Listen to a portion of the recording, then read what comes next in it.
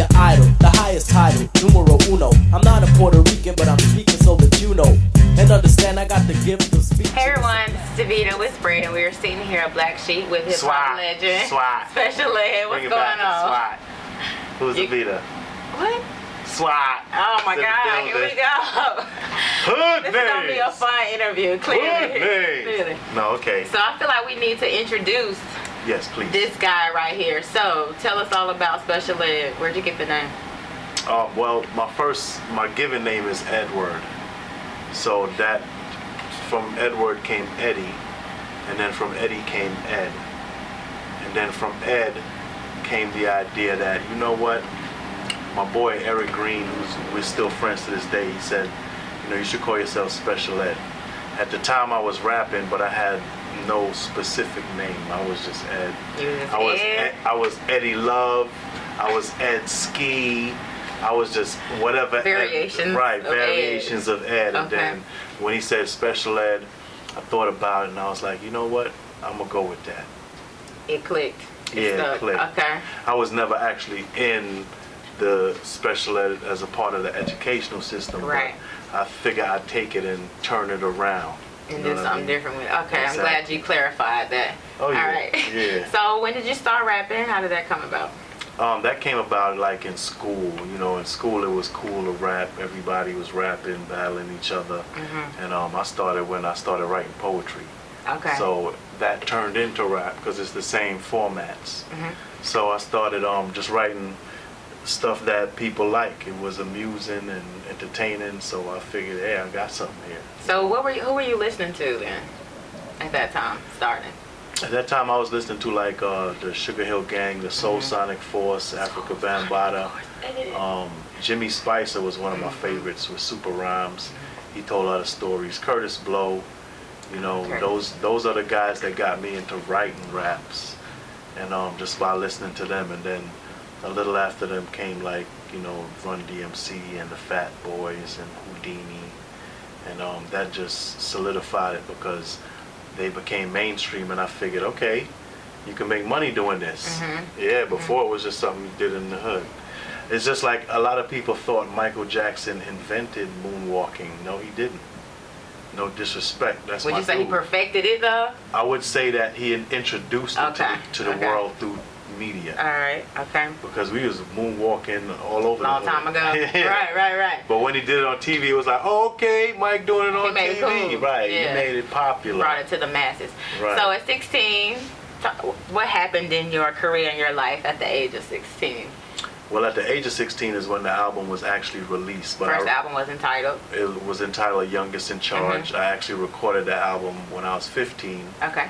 And you know, it was a neighborhood producer who was prominent in the industry, Howie T. Oh, so you met him in the hood, in the neighborhood? Yeah, he lived across the street from my cousin. Okay. My blood relative, so I knew him since I was a child. You know, I used to have to hold my cousin's hand to walk across the street to go see them DJing and playing in the back. So when I got old enough, I was rapping and I thought I was good enough, so I told my cousin, yo, take me over by Howie's crib. Because at that time he had his status and everything, you don't just go run up on him. And I wanted him to take me seriously, so I set it up and structured it where it was a meeting, like, you know, a real appointment. At 16, you were professional now. Yeah, that's 15. 15. Yeah. So she took me over there, and he put on some music, and I started rapping, and it was a rap. It was like, wow. From there. Right. And then we finished the whole album, and then I got a deal with Profile Records, but they had to find a way to make the agreement legally binding because I was only 15 years old. So we went through a whole process through the court, guardian ad litem, the legal system, and finally were able to sign the documents and make it binding along with my parents. So we did that, and then a little while after that, around a little after, I guess, my 16th birthday is when the album dropped. Okay, nice.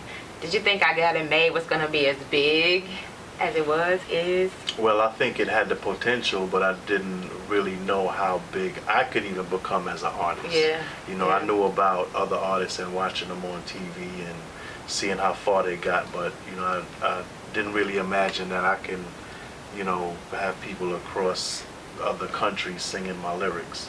That to me is the best part of it, to be able to spread my art so far that other people appreciate it. Okay, yeah.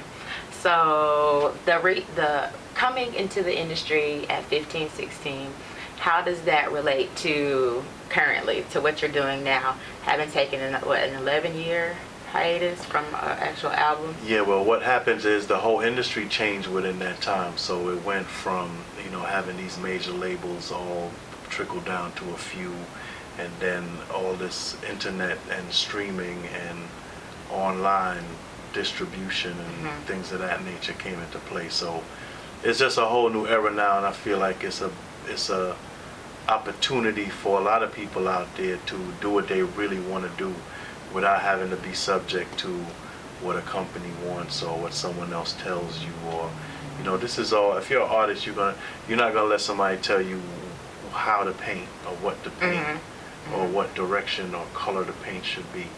You're gonna paint, and then you're gonna give it to them when it's done, and they're either gonna buy it or keep walking. Okay. Right. So that's where the industry is now, where I don't need an A&R to tell me how to make my music or what to do with my music.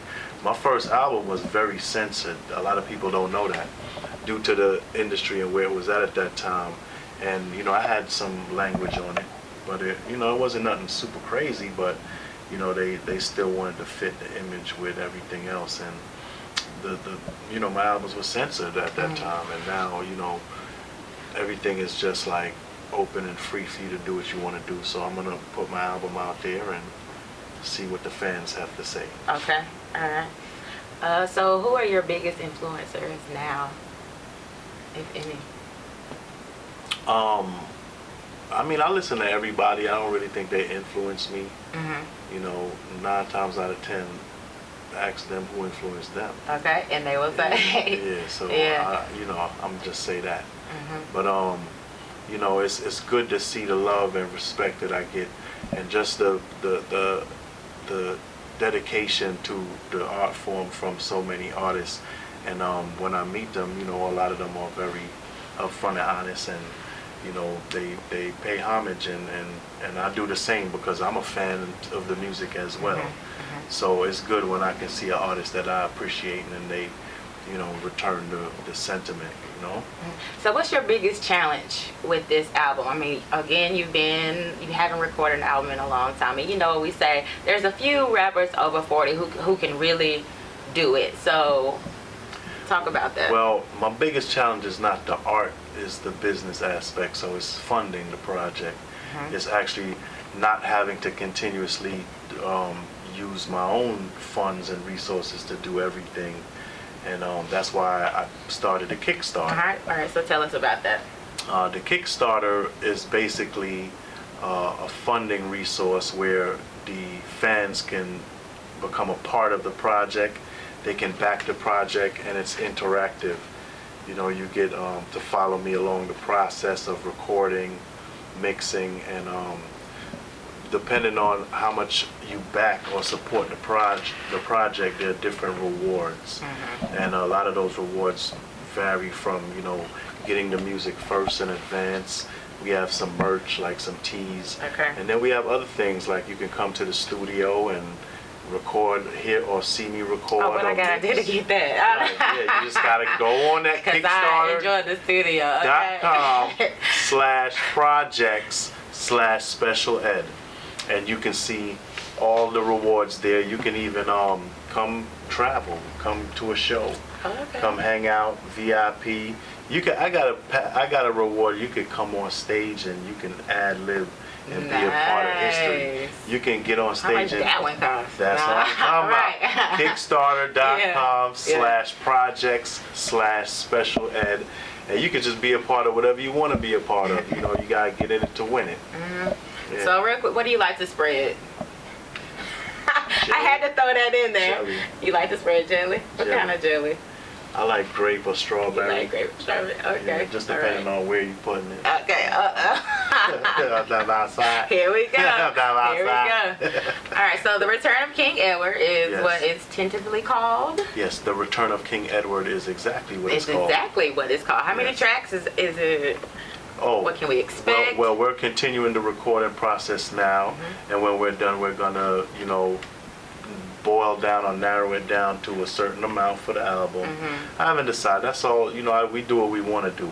Okay. So if one of my backers or they dictate that they want X amount of songs, I give it to them.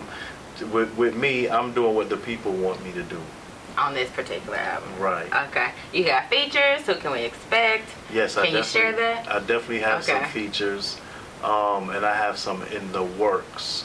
So what I can say as of right now, I already have a feature with T-Boz from TLC, and I have Big Daddy Kane on the album, and I have my boy Jackie Long, the actor from ATL and TV, and my boy Ice-T. Showed out, and I got some local producers and artists from Charlotte. Okay, nice. On the album. My boy KT produced with Q on the hook of the single, which is Guess Who's Back. I got DR, the mighty nice. DR, Yeah, y'all know true. who that is. My boy Super Dave on the vocals. He's clean with it. You know, I play the Quincy role and just. You know, it turned them into masterpieces, you know what I'm saying? And then we got my boy G.U. Dollar. So I have some Charlotte-based talent as well that, with me, it's like, I'm not very particular on the names and who's who and what's what. I'm more about relationships and, you know, the actual feel of things. So when I hear music, that'll tell me whether or not it's something that I can do. I don't care what the names say. I care what the as long as it bangs, like. if it sounds Right. good. Right. Okay. All right. Anything else you want to share? Give to the people before we get out of here. Yeah. Yep. Shout outs. Yep. JSW Media putting it Love. down. You know what I'm talking about? And y'all could check out my Instagram is Special Ed Music. My Twitter is Special Ed. And on any of my social media, you'll get the links to the Kickstarter, which is kickstarter.com/projects/special ed. All right, y'all. Thank you so much for joining us. We appreciate you, and we'll see you next time with Red Speak. Yeah.